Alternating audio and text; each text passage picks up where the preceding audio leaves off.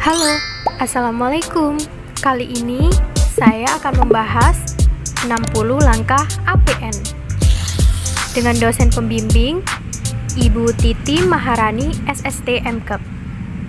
Stay tuned and happy watching. Oke, 60 langkah APN ini dimulai jika ada tanda dan gejala kala 2. Adanya dorongan ibu untuk meneran, tekanan pada anus, perineum yang menonjol, vulva, dan sphincter ani mulai terbuka. Nah, kalau misalnya ada tanda-tanda tersebut, kita mulai tuh persiapan diri sebagai penolong dan persiapan alat. Jangan lupa cek kelengkapan alat sesuai dengan urutan untuk mempermudah tindakan. Dan tentunya harus memakai alat pelindung diri. Oke, next. Setelah semuanya sudah siap, kita wajib untuk mencuci tangan 7 langkah untuk menjaga kebersihan diri. Setelah itu, siapkan spet, siapkan ampul, patahkan. Ini kita akan menyiapkan oksitoksin 10 unit ya. Jangan lupa untuk memakai sarung tangan steril, lalu kemudian mengambil oksitoksinnya.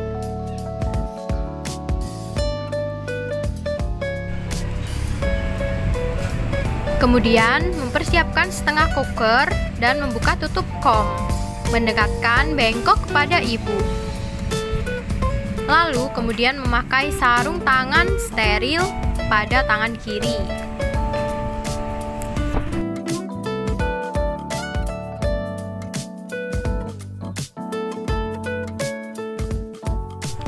Kemudian melakukan vulva hygiene. Ambil 5 kapas cebok. Tangan kiri membuka vulva dan lakukan vulva hygiene mulai dari labia mayora terjauh, labia mayora terdekat, labia minora terjauh, dan labia minora terdekat serta klitoris sampai anus. Selanjutnya adalah tindakan VT atau vaginal touch.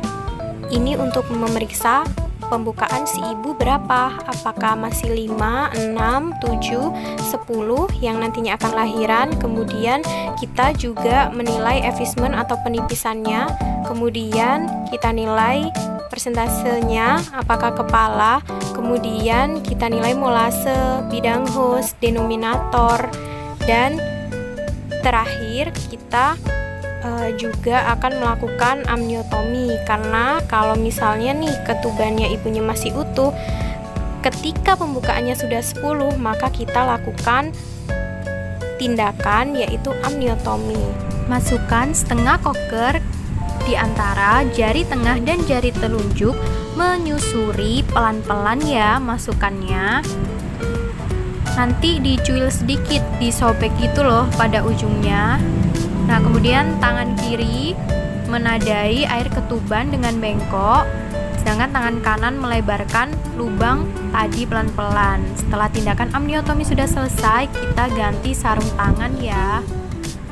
Kemudian kita jelaskan hasilnya pada ibu. Misalnya nih, kalau ada tindakan amniotomi, ibu, ini sudah saya lakukan pemecahan ketuban. Kalau ibu ingin meneran, monggo meneran, nanti saya pimpin persalinan. Sembari itu kita lakukan DJJ ya, pemantauan ini selama 1 jam. Sembari menghitung juga nadi ibu. Kemudian menjelaskan hasil pemeriksaannya dan juga tetap diingatkan kalau misalnya udah kenceng-kenceng dan sakit, berarti siap untuk kita tolong melahirkan. Ketika sudah masanya, ambil alas bokong, kemudian taruh handuk di atas perut ibu.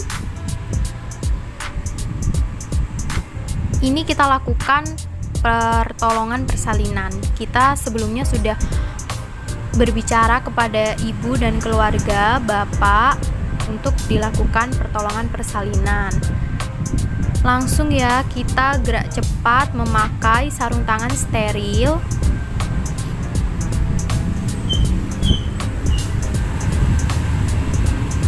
Kemudian jika sudah, kita memasang duk. Perhatikan ya pemasangan duknya. Tangannya ditutup untuk menjaga kesterilan. Kemudian kita siap melakukan pertolongan persalinan. Tangan kanan membentuk bidang, kemudian tangan kiri menyangga agar kepalanya itu tidak terbentur simfisis, jadi nggak ada trauma atau robekan. Didorong pelan-pelan, ibunya dipimpin, kemudian ketika sudah nampak kepalanya, kita bersihkan mata, hidung, dan mulutnya. Tangan biparietal, curam ke bawah, curam ke atas, sangga, dan susur. Jika sudah dilahirkan, kita keringkan bayi di atas perut ibu. Kita harus cek dulu ya, apakah ada janin kedua. Kalau tidak ada, segera lakukan suntikan oksitoksin yang dari awal tadi sudah kita siapkan. Setelah itu, kita akan melakukan tindakan pemotongan tali pusat. Ambil umbilical cord sejarak 2-3 meter dari bayi, kemudian ditarik 5 meter. Kita pasang klem di situ. Ambil gunting tali pusat, tangan kiri menyangga ya, terus kita gunting. Setelah selesai, kita ganti dulu nih handuk adik bayinya biar ndak kedinginan, kan tadi basah-basah tuh, kena darahnya ibu gitu. Kita anjurkan untuk IMD, inisiasi menyusui dini. Lalu kita kembali ke ibu, kita lakukan pengeluaran plasenta dengan ciri-ciri kalau misalnya nih plasentanya tambah panjang, terus ada semburan darah, terus kemudian uterusnya itu teraba globuler. Kita lakukan PTT atau penegangan tali pusat terkendali. Sebelumnya tadi kita mendekatkan klem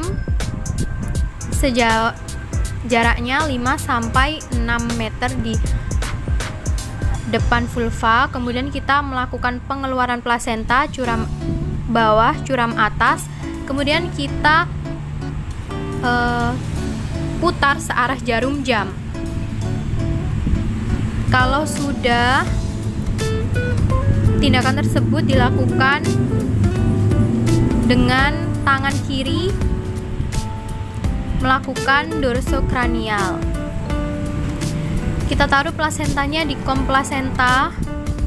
Kemudian kita cek laserasi. Kita dip-dip ya, apakah ada laserasi derajat 1 atau 2-nya. Kalau tidak ada, langsung kita lakukan pengukuran perdarahan.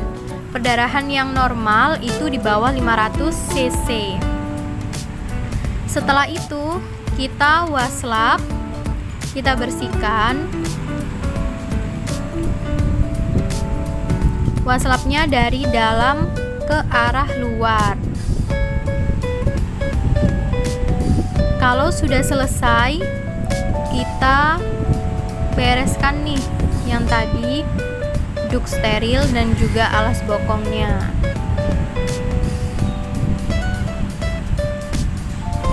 Setelah itu, kita melepas sarung tangan. Setiap melepas sarung tangan tuh kita cuci di larutan klorin, sama kita cuci tangan di larutan DTT ya. Setelah udah, kita bantu ibu untuk memakai pakaian bersih. Ini bisa kita kasih kain atau jarik untuk menjaga privasi klien. Tidak perlu rapat-rapat ya, karena nanti kita akan melakukan pemantauan kala 4. Ada 2 kali pemantauan kan, setiap 15 menit dan setiap 30 menit. Nah, kemudian kita lanjut untuk asuhan BBL. Kita beri salep mata. Jadi kita beri salep mata itu kita harus menyiapkan salep matanya dulu. Lalu tentunya kita memakai sarung tangan ya.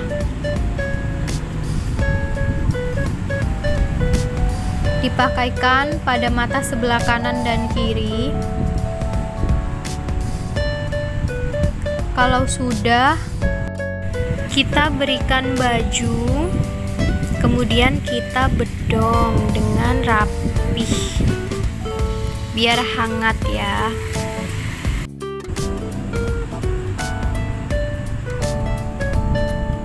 Kita siapkan suntik vitamin K pada paha kiri bayi menggunakan spet 1 cc ya.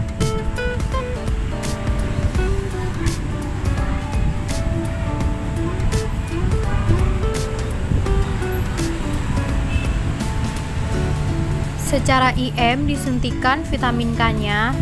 Selang 1 jam kita berikan suntikan HB0 atau hepatitis B.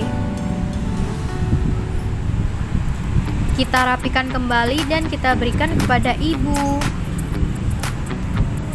Terima kasih.